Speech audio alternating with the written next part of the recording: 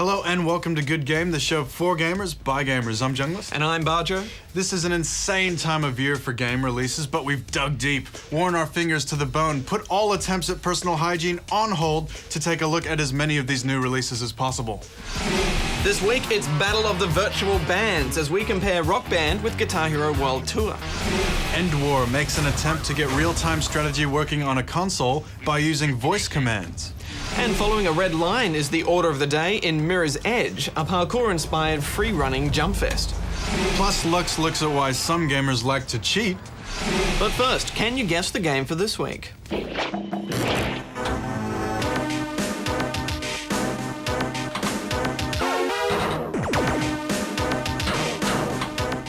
A clue, the game has a connection to Mirror's Edge. News time, Jungie.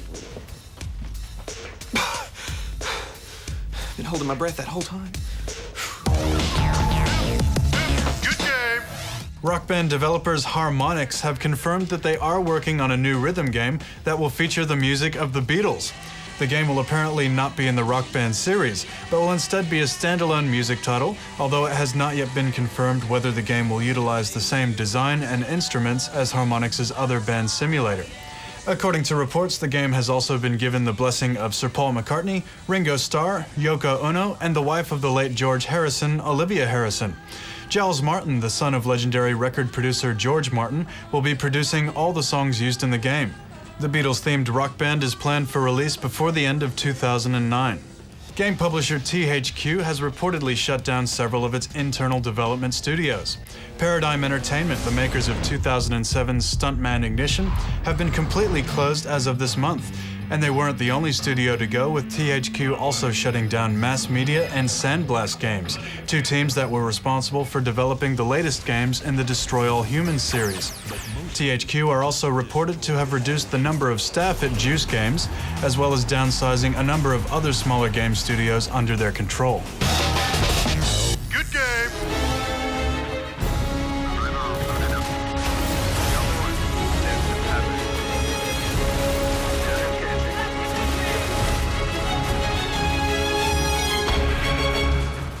Strategy games are for the PC.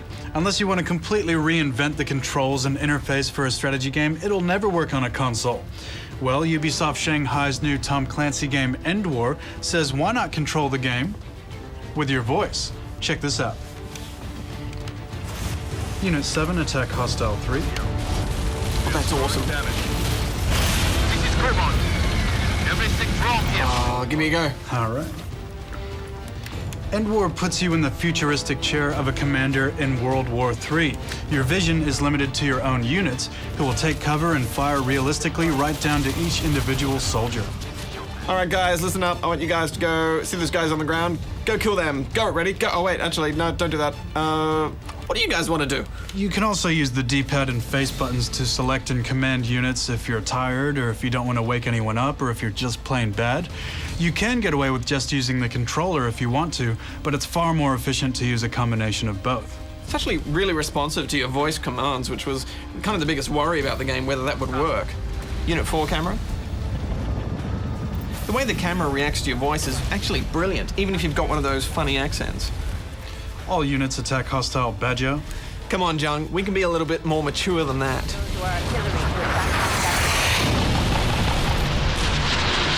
Sitrep. Maps and scenarios are made with multiplayer in mind. Ranked online matches will count towards a global domination campaign consisting of European, US, and Russian forces. That's not to say the single-player AI can't give you a challenge, but single-player missions are more like a simulation of multiplayer ones. Tactics are simple. Choppers beat tanks, tanks beat transports, and transports have anti-aircraft guns to beat choppers. All sides get the same units, and this simple structure means that it's less about clever unit combos and more a matter of cat and mousing your units away from their counters. Yeah, I think if anything's going to get old in this game, it's the lack of strategic depth. Make no mistake though, when you're controlling over 10 units with your voice in the middle of a battle, things can get pretty hectic. Capturing points around the map gives you additional support. Calling in an airstrike with your voice is a very satisfying feeling. Although, if it understands airstrike but misunderstands where, that sort of thing can get a commander fired. Which brings us to the coolest part of the game. WMD Hostile 2. Activate.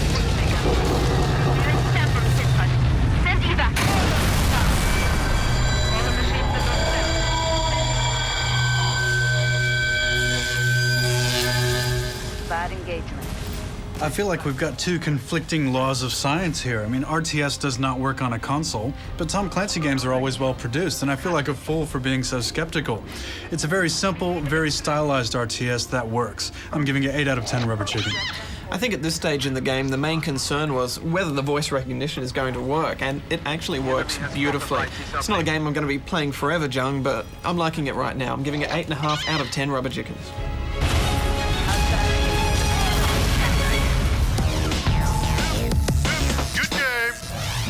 You know, there's nothing like the feeling you get when you're playing really well online and some people are calling you hacks. That's true, John, but the feeling for everyone else when someone is cheating isn't always a pleasant one. Some cheats are there for a reason, though. Lux investigates.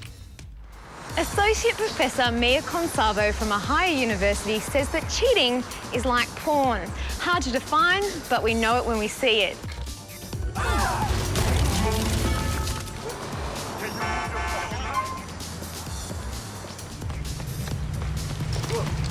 I could go for a motorboat on those. Cheating in video games is not necessarily cheating or stealing or doing something that's illegal like we would think of it in the real world. We know that there is a component of games and playfulness in games that says, look, we should find advantages, we should find new ways of doing things in games. Basically, when you're cheating, what you're doing is that you're being deceitful and you're engaging in fraudulent behavior that allows you to get something without working for it.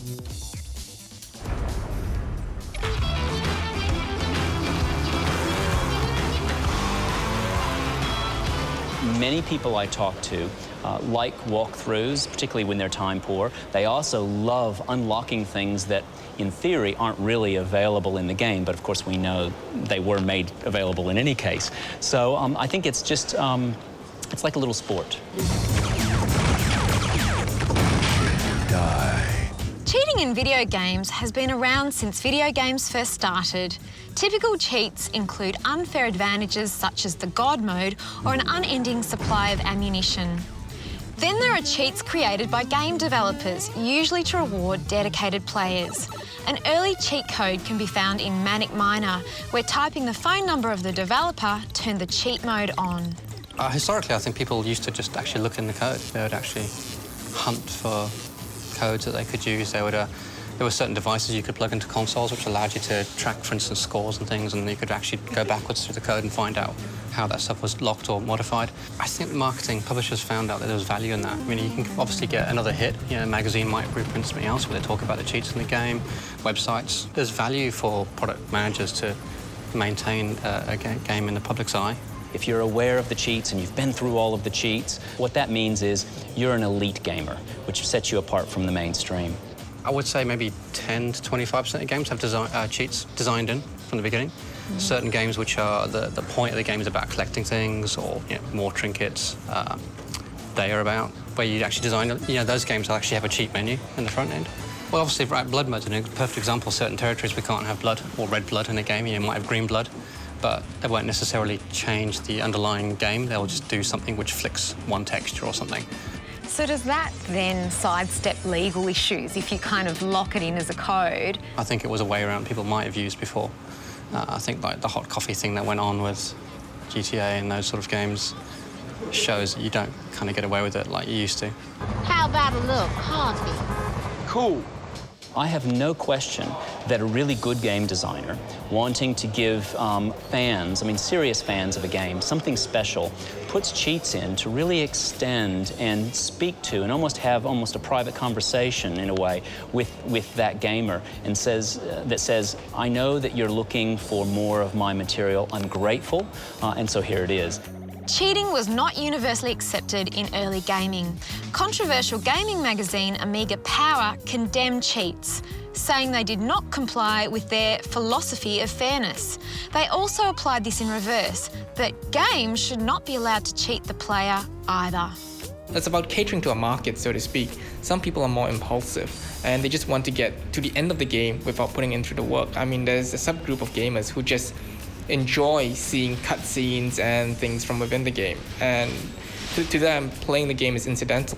The designers and the team who work long hours and very hard in that game are trying to craft an experience a specific experience where the player's taken through a journey from beginning to end. And the minute you give them a cheat, right, that whole experience is blown away. You know, it's just over. During the last 20 years, Laurel Papworth has moderated virtual world communities and understands the web as a social networking space. Laurel believes that cheating reveals much more about the player than just carrying out an illicit action. What does cheating reveal about the players? Well, it reveals their value system, because for one player, something that is clearly cheating, for another player is a grey area, and for a third player, they don't care either way. They haven't even thought about it. It's not an issue for them. Cheating, which is about gaming the system, is different from cheating, which is geared towards ruining the game for everybody else. A big challenge is players or guilds that move from one game to another on a regular basis. So people who move from World of Warcraft, where macroing is acceptable, into these other games are immediately branded cheats if they use any of the macroing tools. The community reviles them on the forums, and in the game they become a target. The developers think that they're troublemakers, but all they've done is move the value system from one game to another. Cheating in game is kind of a grey area. Whilst morally we may see it wrong in the broader sense, in game both players and developers are using it to enhance the gameplay experience. Although ultimately it's up to the player to decide whether this is a good or a bad thing.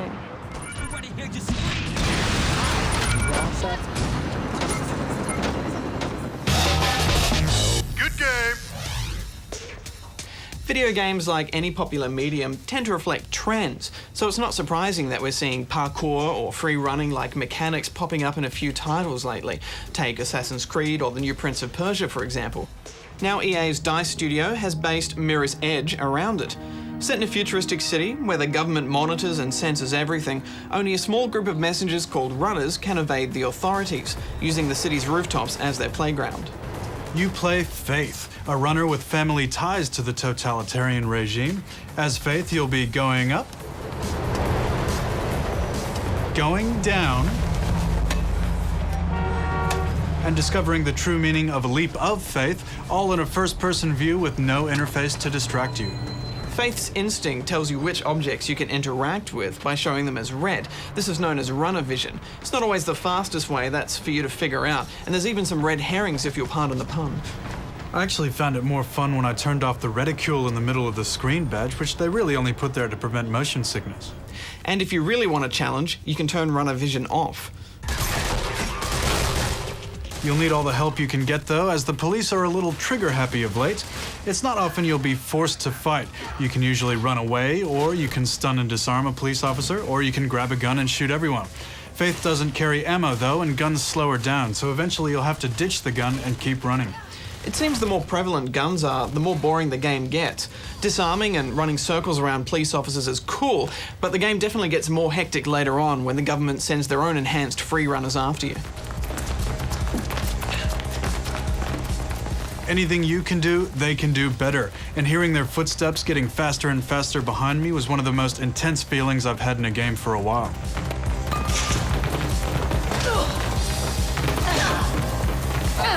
And running is what you're going to want to do most, as a few hits from anything will kill you. Combat really isn't the strength of the game, and the gunplay may often be the easiest route, but we found being a non-lethal ninja just much more fun.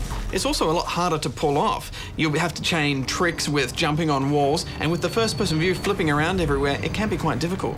As for the jumping puzzles themselves, it's nothing you haven't seen before if you've played a Prince of Persia or even Mario. A game like this is very dependent on level design, and I didn't find the levels that remarkable.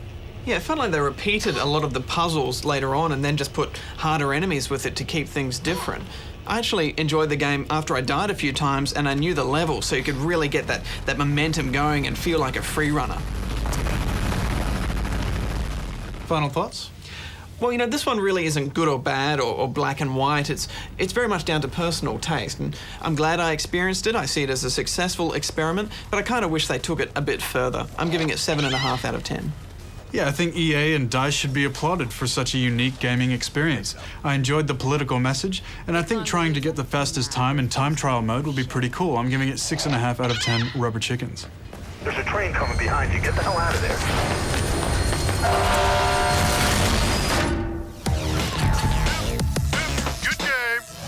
Jung, as the year draws towards its close, it's time for us gamers to reflect on our gaming year. And try and reach some kind of consensus as to the best and the worst games we've played. And we'll be awarding these auspicious titles in our last episode for the year.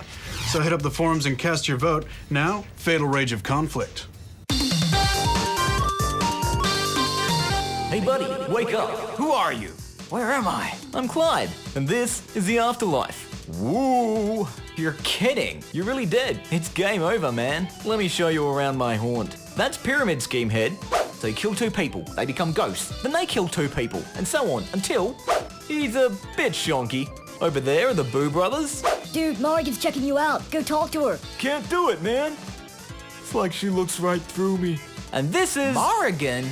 You're a ghost? Vampire, darling. I'm just here to make sure my friend doesn't fall off the wagon. And I just thought you were into cosplay. Say, how about you and I... Get a bite to eat? Yeah. Darling, I could never date somebody so weak. I'm not weak. Check this out. What the? Help! He's gonna stab me! I'll teach you to give me a wedgie. Wild party. He's no party goer, he's one of the... Ghosts! Oh, you ate the party pie! There she is. She's the one who stole my Magic the Gathering deck. Who are you? Emo Indiana Jones? +5 whip strike. No! Morgan! Her life was worth more than your dork cards. Sorry, but it's my family motto. When a vampire comes along, you must whip it. Oh my god, Todd? I'm such a huge fan. Can I get a photo? Why, sure, little lady. Hey, buddy, wake up. What happened? You got blown up. Never do a martial arts move in a war zone, dumb cop. Come on, man! Yeah, I'm coming. Don't you guys ever shut up? I had the strangest dream, and you were in it. Well, at least now the nightmare is over. Or is it?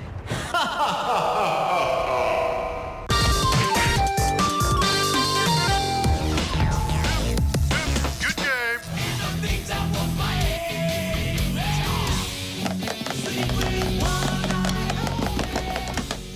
Fake plastic rockers have been smashing Rock Band in the US for a year now, and it's finally found its way to Aussie shores, only to see Guitar Hero World Tour coming out a week later. Both aim to give you the better band experience, but which one turns it up to 11? Let's start by looking at the instruments.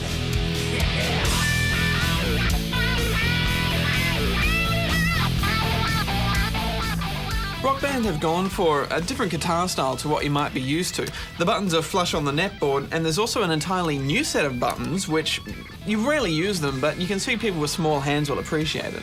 After a year, World Tour's been able to add the same thing, but pressure sensitive. These can be a little tricky to use, but they offer a new way to play, which is never a bad thing.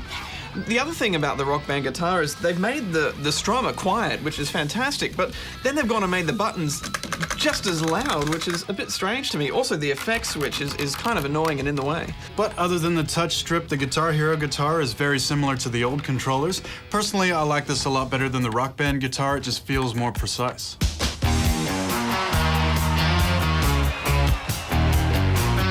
Which brings us to the mics. Now, neither are as good as the upcoming Lips or the SingStar mic, and as far as we can tell, they're actually both identical, even the cable is the same.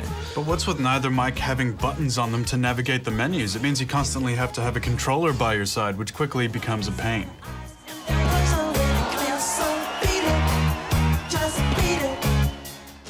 Drums are great fun in both games, but World Tour has 3 drums, 2 cymbals, and a kick drum, whereas Rock Band has 4 drums and a kick drum. The result is a much more realistic drumming experience with World Tour. The silicone pads on the Guitar Hero drum set are also quieter to play than Rock Band's and give you more kickback for your sticks. It's important to note that neither kit is perfect. The Guitar Hero one kind of wobbles around a lot, and Rock Band has been known to just fall apart and have kick pedals actually snap. So there's durability issues with both of them.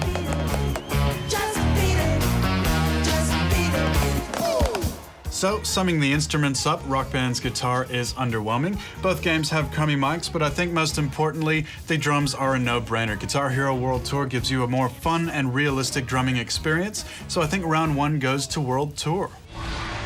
Let's talk about the songs. Both games have a decent-sized track list, with a few great ones on each, but what's the deal with only a few songs sung by women? Yeah, for a couple of gender-neutral games, neither one is very friendly to the female singer. However, Guitar Hero has a much bigger set track list with 86 songs opposed to Rock Band's 58. And unlike Rock Band, every one of those is a master, and you'll really come to appreciate this after playing a few dodgy Sabbath covers on Rock Band. Having been out for a year, Rock Band has built up a great deal of downloadable content with almost 400 songs by the year's end, and all of these will be compatible with Rock Band 2 later on. Clearly, the Guitar Hero franchise has a lot of catching up to do with downloadable content, but they have pledged more DLC support than in previous games, and these will be provided in the form of individual tracks rather than packs like before. Both games are taking their approach to DLC a little differently, with Guitar Hero teaming up with bands to launch albums and release Guitar Hero content simultaneously, such as the Metallica and Oasis new album. It's a good idea and a good business model, but there's no guarantee that the songs will be fun to play or even any good. I prefer Rock Band's strategy of releasing only classic albums. Guitar Hero has a trump card though, and that's with the music creator. You can actually make your own music and share it online for free. It's pretty hard to do though, and also a lot of the music kind of sounds like MIDI quality when you're finished. And if you're thinking about sharing Stairway to Heaven, you can't, as Activision have announced that all covers of songs will be pulled down. It's only original music on there. It's disappointing but understandable and still a great feature. If you're coming from Guitar Hero 3, you'll probably find both these games a bit repetitive and easy. The drums definitely make you think differently, and that's where the challenge lies.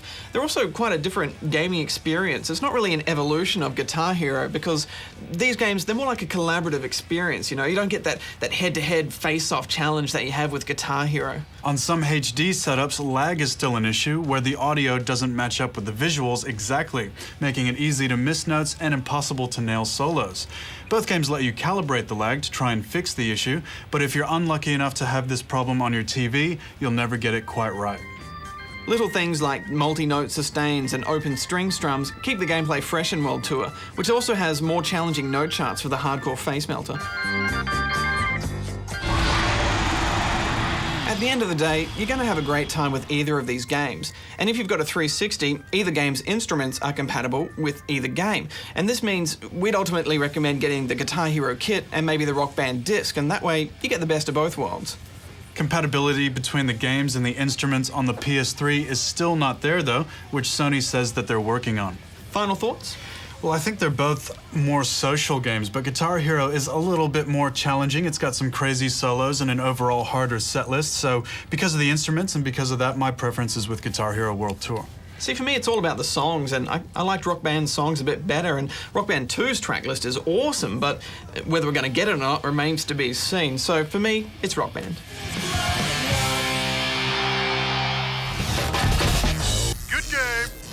Over the last few weeks, we've been following the story of the recall of Little Big Planet after it was found that one of the music tracks contained phrases from the Quran. Well, the offending lines have been removed and the game is now released. Siobhan Reddy is executive producer at Media Molecule, Little Big Planet's developers. She's an Aussie working in England, but she was home recently, so we took the opportunity to ask her how her and her team reacted to the worldwide recall. We were just all really shocked. I mean, you may have read our blog post, which sort of puts it all how we were actually really feeling. But yeah, we were just, obviously shocked, disappointed it wasn't coming out 3 days later. But we just had to move on, really, and made the fixes, got on with it, and yeah, mood was a bit dark that day. And you can see the rest of that interview on our website. Now, did you guess the game for this week? It was Pinball Dreams, a pinball simulator released in 1992 for the Commodore Amiga, and you get extra points if you guessed its connection to Mirror's Edge. It was the first ever game made by that game's developer, Digital Illusions Creative Entertainment.